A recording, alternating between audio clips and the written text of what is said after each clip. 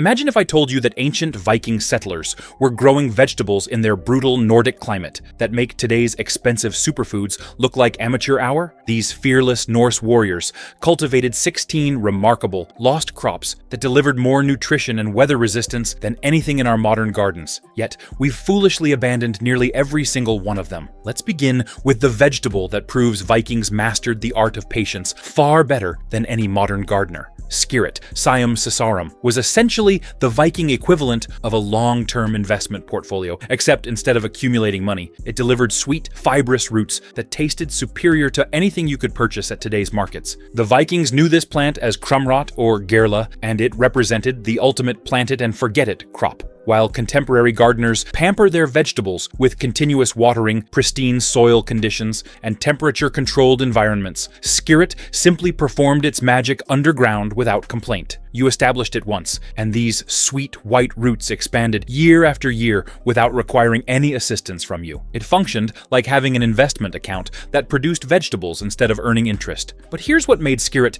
genuinely extraordinary: the flavor profile. These slender white roots were naturally more sugary than carrots or parsnips, so delectable that medieval aristocracy insisted on them in their royal gardens. Archaeological evidence demonstrates that while direct Viking-era discoveries are scarce, early medieval documentation confirms this plant was treasured throughout northern Europe. The roots contained abundant starch and natural sugars, featuring pinnate green foliage and extensive taproots that could penetrate deep into soil for nutrients. Vikings consumed Skirit both raw and cooked, frequently sweetening it with honey to create what amounted to medieval confectionery. The roots could be boiled, roasted, or transformed into sweet delicacies that made harsh winter dining tolerable. What made it especially precious was its dependability during severe Nordic winters when other crops completely failed. By the 18th century, we had discarded this cold, hardy champion for potatoes, which demanded ideal conditions and constant monitoring. It's like exchanging a dependable work truck that starts every morning for a luxury vehicle that malfunctions every winter. Skirit was labor-intensive to harvest and produced lower yields than modern crops, but it provided something far more valuable: guaranteed food security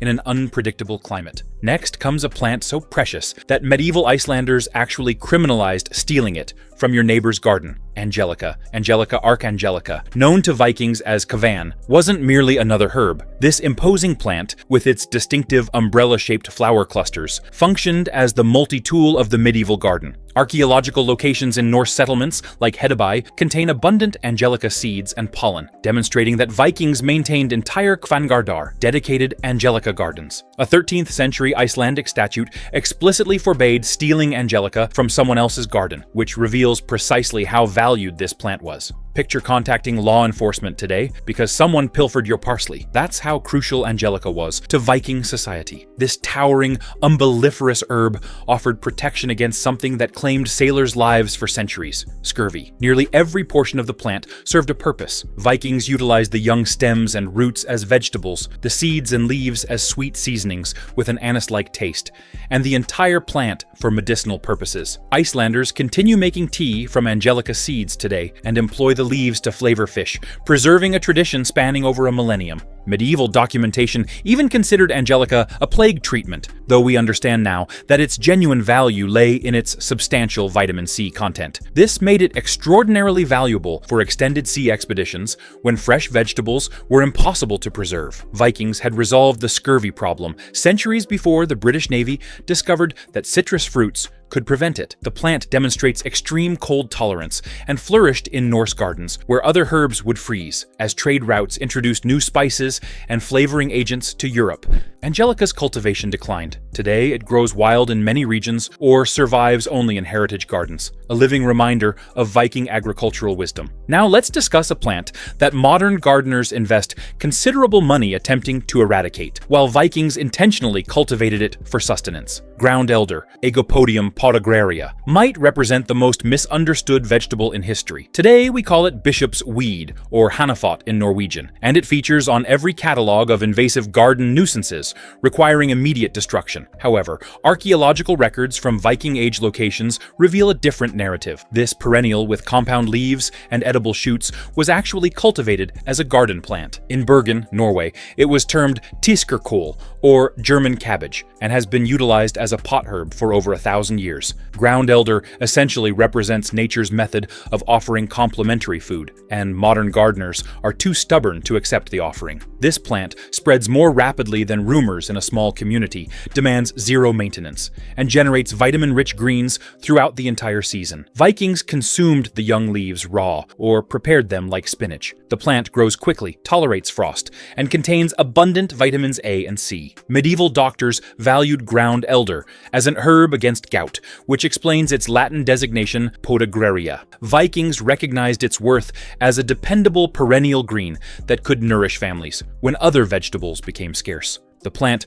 requires no cultivation beyond containing its spread, making it perfect for communities that needed food security without constant gardening work. Modern agriculture has declared war on ground elder with chemical herbicides, labeling this nutritious plant as a nuisance. Meanwhile, we pay premium prices for organic spinach and kale at grocery stores. Ground elder is the ultimate revenge plant. We tried to kill it, but it just keeps coming back, offering us free nutrition while we're too proud to take the hint. If you are enjoying raiding the past with us, then give a nod to your inner Viking. Pillage that like button and subscribe for more journeys into Midgard living. Here's where things become fascinating. Celery, but not the variety we know today. Vikings were cultivating the original wild celery, Apium gravelens, and archaeological discoveries from Danish locations like Hedeby and Viborg confirm they were growing it over 1,000 years ago. This wasn't the watery, bland celery stalks we recognize today. This was celery with genuine nutrition and robust flavor. This fragrant plant from the Apiaceae family originates from European wetlands, and Vikings primarily cultivated it for the nutrient-concentrated seeds and leaves, not the stalks. The seeds flavored broths and cakes, delivering intense seasoning that modern bouillon cubes attempt to replicate but never equal. The leaves and root collar enhanced stews as both flavoring and medicine. Medieval documentation describes celery as both a seasoning and a health tonic, recognizing that it provided more than mere flavor. This ancient variety was remarkably cold-hardy and drought-resistant, flourishing in Nordic marshes where modern vegetables would perish. Vikings had homegrown flavoring that could survive anything nature threw at it. What we did was replace this hardy survivor with modern celery that is mostly water and needs perfect greenhouse conditions to grow. The old varieties, including leaf celery and celeriac, fell from favor as true stock celery became popular. Today, most cooks don't even know these original varieties exist, except for celeriac in specialty gardens. It's like trading a wolf for a poodle, technically the same species, but completely different capabilities. Vikings had reliable, flavorful plants that enhanced their food while providing essential nutrients. We settled for vegetables that look pretty, but provide little nutrition and need constant care. Chicory, Chicorium intybus, might appear like a simple roadside weed with its pale blue flowers, but charred chicory seeds at Norse archaeological locations tell a completely different story. This bitter-tasting plant from the aster family was deliberately cultivated by Vikings who understood something we've forgotten. Bitter flavors actually benefit your health. The young leaves were consumed as a bitter salad green or pot herb, supplying valuable nutrients during the sparse months of winter and early spring. Vikings also roasted the roots into a coffee-like beverage, a practice that remained widespread across Europe for centuries. The plant served dual purposes as both food and medicine, used to support digestion in communities that understood the relationship between bitter foods and digestive wellness. Modern chemical analysis has revealed what Vikings knew instinctively. Chicory is packed with inulin fiber and antioxidants that health experts now recognize as superfoods. But here's the amazing part. Chicory thrives on poor soil and tolerates heat and drought better than most vegetables. It's basically the honey badger of the plant world, growing in conditions that would kill pampered modern crops. We abandoned this climate-resilient superfood because it tasted too interesting for modern palates that prefer bland vegetables. Chicory lost ground to milder leafy vegetables and commercial coffee, becoming relegated to roadside weeds that most people ignore. Today, it's seldom grown intentionally, despite being more nutritious and climate-resistant than the vegetables we struggle to grow in perfect conditions. Sometimes being tough and nutritious doesn't pay off in the popularity contest of modern agriculture. We chose convenience and mild flavors over nutrition and resilience, losing a plant that could actually improve our health while growing itself. Garden Orach, Atriplex hortensis, proves that Vikings maintained more colorful and nutritious diets than most modern families. Archaeological evidence from the 10th and 11th century Scandinavian locations shows they were growing this leafy green in varieties that have completely vanished from modern gardens. This robust plant, from the goosefoot family, originated in Eastern Europe but adapted perfectly in Norway, where Vikings recognized its value for challenging growing conditions. Orach is essentially spinach's more interesting and resilient relative, available in red, green, and purple varieties that would make any contemporary salad social media worthy. What made Orach truly Viking-worthy was its ability to mature quickly and provide early spring greens when vitamin-rich foods were desperately scarce. Vikings could harvest fresh, colorful leaves, while the rest of Europe was still eating stored grain and preserved meat. The plant tolerates salty and dry soil, making it perfect for coastal settlements where other vegetables would struggle. The leaves were boiled or eaten raw like spinach, but with higher levels of calcium and iron than most modern greens provide. Medieval gardeners valued Orach specifically because it could grow in marginal conditions where other vegetables failed, providing reliable nutrition from problem soils. By modern times, Orach had fallen out of use as spinach and kale became dominant. In Scandinavia, it's now rare in gardens, despite being perfectly adapted to northern climates. We replaced this colorful, hardy green with vegetables that need perfect soil and constant care. It's like choosing black and white television when you could have color. Technically functional, but missing all the good stuff. Sweet Sicily, Myrrhis odorata, was so exceptional in medieval Bergen that locals called it the King of Denmark. This anise-scented herb served as the Vikings' substitute for sugar, providing natural sweetness centuries before refined sugar reached northern Europe. Every component of this plant, from the umbellifer family, delivered gentle sweetness with a distinctive licorice flavor. Vikings used the leaves and stems to sweeten soups and stews, the seeds as flavoring agents, and the roots as sweet seasoning that made harsh winter meals more enjoyable. It was prized enough that monastery gardens specifically cultivated Sweet Sicily, and Norwegian confectioners made candy called Kongen of Denmark, flavored with this remarkable plant. What made Sweet Sicily perfect for Viking settlements was its tolerance for shade and ability to naturalize in woodland clearings. Many Norse communities were tucked into forest areas where full sun crops wouldn't thrive, but Sweet Sicily flourished in partial shade. The plant is rich in essential oils and nutrients, providing both flavor and medicinal benefits in one package. Archaeological evidence from western Norway shows Sweet Sicily was commonly grown in medieval gardens, valued both for its sweetening properties and its role in folk medicine. The plant could reduce dependence on precious honey stores while adding complex flavors to simple foods. With the advent of imported sugar and artificial flavorings, Sweet Sicily gradually disappeared from European gardens. It survived mainly in old monastery sites and traditional herb gardens, but most modern cooks have never experienced its unique flavor. We abandoned this natural sweetener for processed alternatives that provide empty calories instead of nutrients and medicinal compounds. Horseradish, Armoracia rusticana, was essentially the Viking equivalent of a nuclear-powered spice collection. Medieval records and archaeological evidence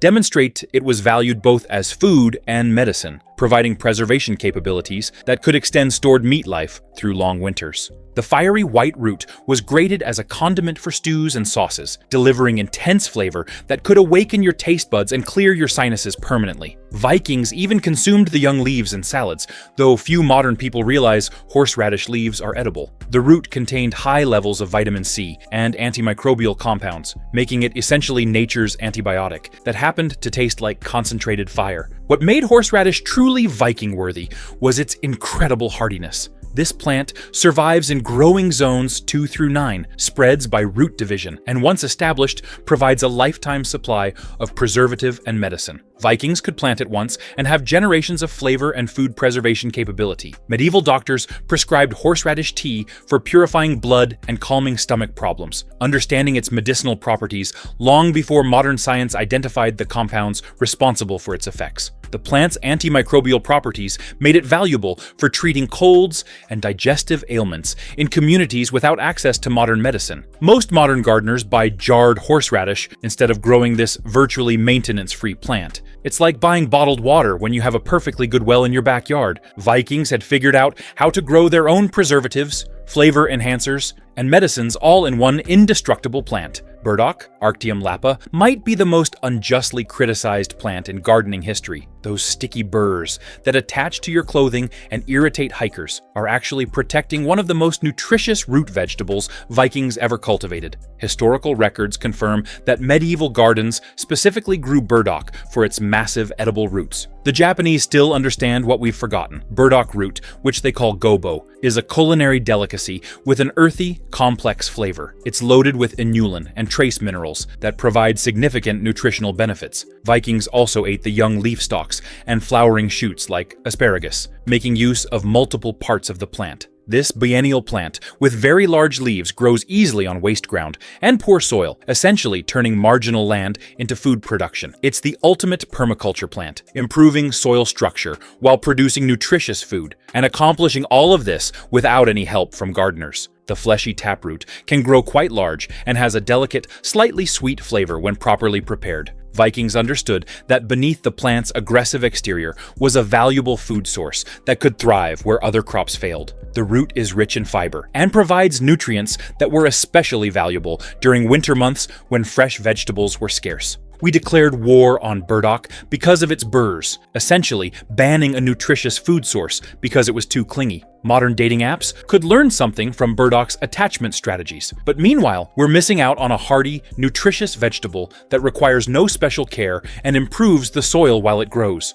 Lamb's quarters, Chenopodium album, is essentially quinoa's European relative, and Viking settlement locations are filled with its seeds, proving this was a staple food rather than merely a backup during difficult times. This rapidly growing annual from the goosefoot family was one of the original superfoods, except it grew like a weed and required zero cultivation. Vikings consumed the young shoots and leaves like spinach, harvesting them throughout the growing season for fresh greens. The protein-rich seeds were ground into meal, providing high-quality nutrition that rivals modern quinoa. Recent studies have shown that lamb's quarters contains more protein than cabbage, more iron than spinach, and more calcium than kale. Archaeological evidence indicates this plant was regularly consumed across Viking territories, with seeds found in food waste pits and cooking areas. The plant is exceptionally easy to grow, self-seeding and producing abundant greens and seeds without any care from gardeners. It's basically a self-maintaining food system that volunteers to feed families year after year. What makes this especially interesting is that lamb's quarters is closely related to quinoa, which we now import from South America at premium prices. Meanwhile, this nutritious native plant grows wild across North America and Europe, dismissed as a common weed by people who don't recognize its value. Modern agriculture has declared lamb's quarters a pest species, spraying herbicides to eliminate what Vikings considered a valuable food source. We pay high prices for imported superfoods while calling this nutritional powerhouse a weed and trying to kill it. Good King Henry, Blidum bonus Henricus, was the Vikings' version of a three-course meal growing in one plant. This perennial from the goosefoot family was called poor man's asparagus, but it was actually richer in nutrients than the expensive vegetables we purchase today. The plant provided asparagus-like shoots in spring that were blanched and eaten as a delicacy. Through summer, the succulent leaves were used like spinach in soups and stews. Even the flower buds were edible when boiled, giving Viking families multiple harvests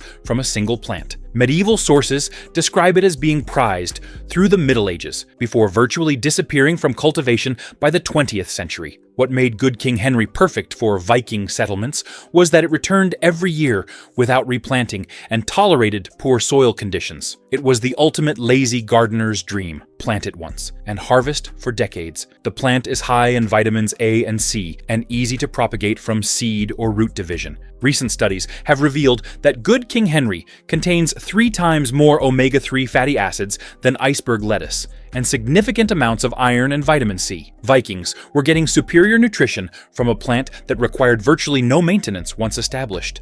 We abandoned this reliable perennial for annual vegetables that need replanting every year, constant care, and perfect growing conditions. It's like canceling a subscription service that delivers exactly what you need and choosing to manually reorder the same thing every month at higher prices. Pignut, Conopodium majus, proves that Vikings knew exactly where to locate the hidden treasures in their landscape. This plant from the carrot family conceals sweet, crisp tubers underground that taste like a cross between potatoes and hazelnuts. Place names across Norway still reflect Viking familiarity with jardnot or earth nuts. The small tubers, only 6 to 8 millimeters across, were eaten raw or boiled like tiny potatoes. 18th century accounts note that Norwegian children were still digging up these sweet tubers as snacks, and during World War I, they were even used as almond substitutes in baking. This tells us that the knowledge of pignut persisted in Scandinavian culture long after the Viking Age ended. Archaeological evidence suggests Vikings valued pignut as an emergency food source that grew wild in forest edges and shady areas, where other root vegetables wouldn't thrive. The tubers are nutritionally rich in fiber and starch, providing concentrated energy that was especially valuable during lean periods. What made pignut particularly valuable was its ability to thrive in marginal conditions that would challenge other crops. Vikings could harvest these nuts from woodland areas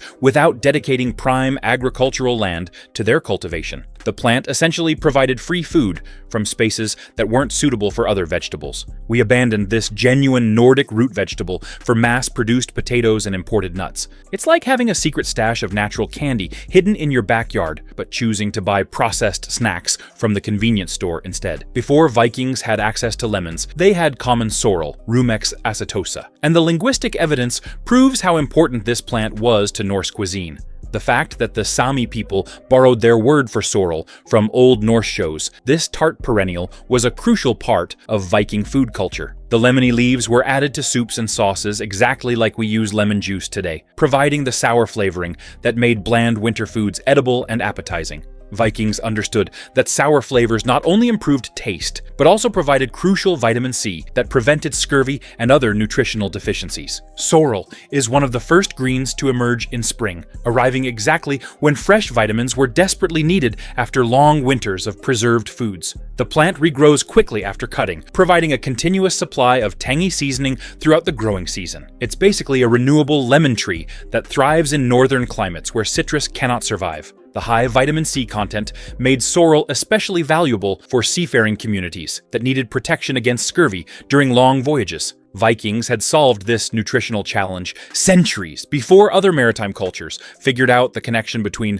fresh vegetables and sailor health. As trade routes brought imported citrus fruits to northern Europe, sorrel gradually lost its culinary prominence. Many modern cooks are completely unfamiliar with this native sour green, despite its superior nutrition and perfect adaptation to northern growing conditions. We replaced this reliable native plant with imported citrus that cannot survive our winters and requires long supply chains to reach our tables. Stinging nettle, Urtica dioica, was so important to Vikings that they buried bags of nettle seeds with their dead, proving this plant was valued enough to take into the afterlife. The Oseberg burial, one of the most famous Viking archaeological sites, included nettle seeds among the grave goods. When cooked or dried, nettles lose their sting and become one of the most nutritious greens on the planet. They're loaded with iron, calcium, and vitamins, essentially providing a multivitamin supplement that grows wild everywhere. Vikings used them like spinach for soups and made medicinal teas that provided both nutrition and healing compounds. What made nettle perfect for Viking communities was its incredible reliability and hardiness. This plant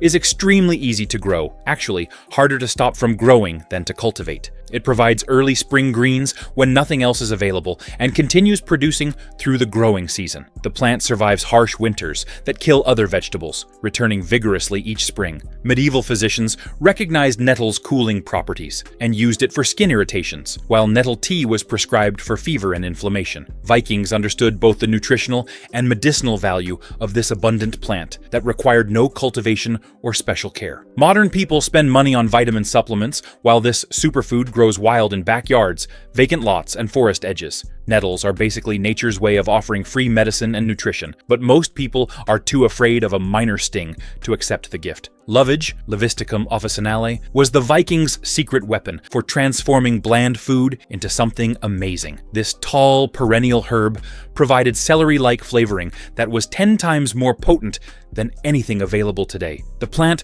was likely brought north by medieval monks and quickly became a staple in Viking-era gardens. Vikings used the leaves and young stems as seasoning in soups, stews, and broths, understanding that the flavor was so intense that one sprig could enhance an entire pot of food. Medieval sources describe lovage as both a culinary herb and a digestive aid, recognizing its medicinal properties alongside its flavoring capabilities. This remarkable plant is extremely hardy and multi-purpose, growing over 6 feet tall and living for decades, while providing massive amounts of seasoning from very little garden space. The deep roots actually mine nutrients from deep in the soil, improving garden fertility while producing food. It's the rare plant that makes your garden better while feeding your family. Monastery records from the 13th century describe lovage as a remedy for troubles of the stomach and kidney complaints, showing that medieval herbalists understood its medicinal applications. A single lovage plant could provide a family with seasoning and medicine for 20 years or more. We replaced this flavor powerhouse with commercial bouillon cubes full of artificial ingredients and preservatives. It's like trading a professional chef for processed convenience foods. Technically, both provide flavor, but the quality difference is enormous. Vikings had figured out how to grow their own gourmet seasonings that also improved their health. Finally, we come to opium poppy, Papaver somniferum. And before you worry, we're talking about the seeds, not the other compounds. Viking-age sites like Viborg have yielded poppy seeds in latrine deposits, proving Vikings grew and consumed these tiny nutritional powerhouses that are completely non-narcotic and incredibly healthy. Vikings used the tiny black seeds in breads and pressed them for oil, much like we use other oil seeds today. The seeds are rich in healthy fats, calcium, and fiber, providing essential nutrients that were especially valuable during winter months when other protein sources were limited. While opium might have been used medicinally by monks for pain relief, Vikings were primarily interested in the seeds as food. Archaeological evidence shows that poppy cultivation was deliberate and organized, not accidental. The seeds found in waste deposits indicate regular consumption rather than occasional use, suggesting that poppies were a standard part of the Viking diet, rather than a luxury item. Heritage varieties of opium poppy could still be grown today as annual oilseed crops, providing local seed oil and flavoring that rivals imported alternatives. The seeds are essentially a complete protein source that grows as an attractive annual flower, combining nutrition with beauty in the garden. We have made this plant so taboo that most people don't even realize the seeds are edible and nutritious. Meanwhile, we import similar seeds from other countries while ignoring this local option that our ancestors successfully cultivated for both food and oil production. So there you have it, 16 vegetables that sustained some of history's most successful warriors and explorers. These ancient plants aren't just historical curiosities. They're answers to modern agricultural problems we're desperately trying to solve today. What's amazing is how many of these hardy varieties are still available through heritage seed sources and specialty growers waiting for us to rediscover their incredible potential. If you enjoyed raiding the past with us, then give a nod to your inner Viking, pillage that like button, and subscribe for more journeys into Midgard living.